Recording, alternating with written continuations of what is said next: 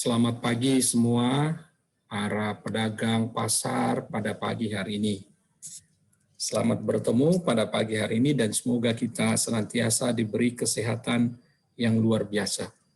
Pagi hari ini kita akan berbicara tentang bagaimana pembukuan pengabdian masyarakat untuk pedagang pasar. Pembukuannya seperti apa?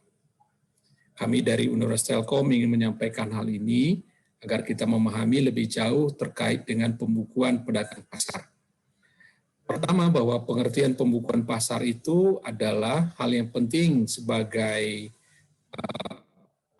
berbagai lini ya dalam sebuah usaha.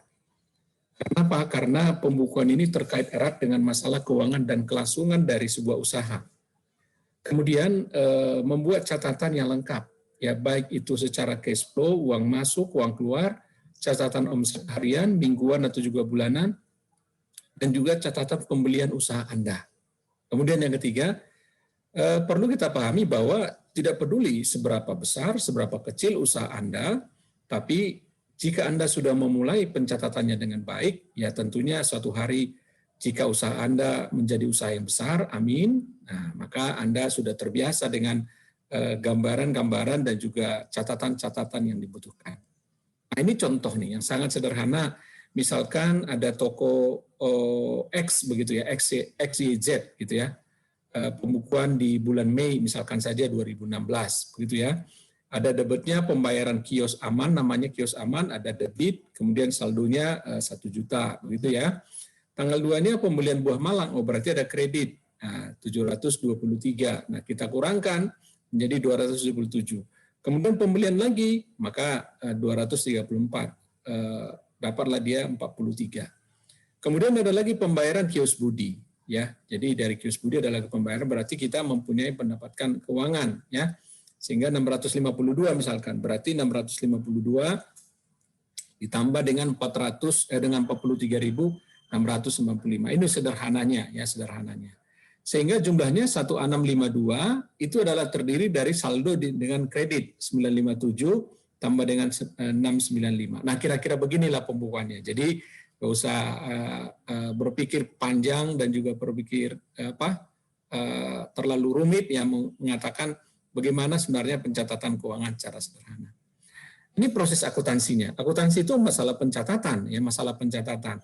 Itu terdiri dari bukti transaksi, ada buku jurnal yang terdiri dari proses pencatatan dan pengelolaan transaksi keuangan. Dan juga ada buku besar, yaitu proses peringkasan transaksi keuangan, dan juga neraca saldonya.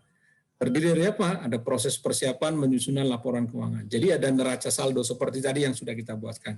Nah, sederhana saja, ya. Nggak usah, yang penting bahwa mulai dari kecil, nanti tambah besar, sehingga sudah terbiasa dengan proses akuntansi. Nah, secara akademik ya bahwa persamaan dasar akuntansi itu adalah wujud kekayaan dengan sumbernya.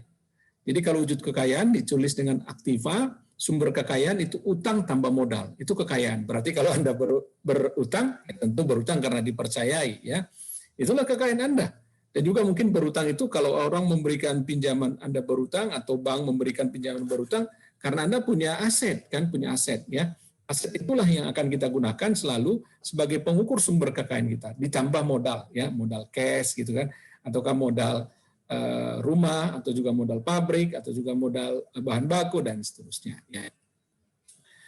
Dasar pencatatan itu ada dua, namanya cash basis. Cash basis itu jika pencatatan transaksi keuangan dilakukan pada saat transaksi keuangan yang bersangkutan telah diselesaikan secara tunai, namanya juga cash, jadi tunai. Tapi ada juga yang namanya accrual basis. Accrual basis itu adalah pencatatan transaksi keuangan dilakukan pada saat terjadi transaksi yang bersangkutan, terlepas apakah transaksi tersebut telah diselesaikan secara tunai atau juga belum. Jadi dicatat dulu nanti accrual basis. Itu ya, jadi ada cash basis dan ada accrual basis. Nah, ini aturannya, aturan debit kredit seperti tadi. Jadi kalau aktiva di debitnya positif, di kreditnya dia negatif. Kalau utang di debitnya negatif, kreditnya dia positif. Kalau modal debitnya dia negatif, kreditnya dia positif. Kalau pendapatan, debitnya negatif, kreditnya positif. Kalau biaya, ya pasti debitnya dia positif dan kreditnya adalah negatif. Ini aturannya. Jadi kalau Anda, Bapak-bapak, Ibu-ibu sekalian ingin membuat aturan debitnya, ingat saja ini. aktiva, utang, modal, pendapatan. Plus, negatif, negatif, plus, negatif, plus, negatif, plus, negatif.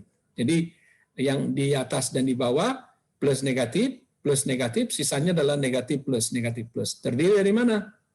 Jadi terdiri dari aktiva, utang, modal, pendapatan, dan biaya. Jadi aktiva dengan biaya yang di awal dan di akhir. Nah, itu yang ingin saya sampaikan. Tapi satu hal bahwa pencatatan keuangan di sini ya yang penting kan adalah proses akuntansi, ya proses akuntansi. Proses akuntansi inilah yang menjadi dasar kita untuk melakukan sebuah sebuah pelaporan. Demikian Bapak Ibu sekalian, terima kasih atas kesempatan hari ini. Semoga informasi ini berharga bagi Bapak Ibu sekalian dan Tuhan menyertai kita. Sukses selalu ya dan semangat. Tetap mempertahankan protokol kesehatan di dalam masa pandemi ini, laku semua jualan Bapak dan Ibu semua sebagai pedagang pasar. Terima kasih, selamat pagi, shalom, assalamualaikum warahmatullahi wabarakatuh.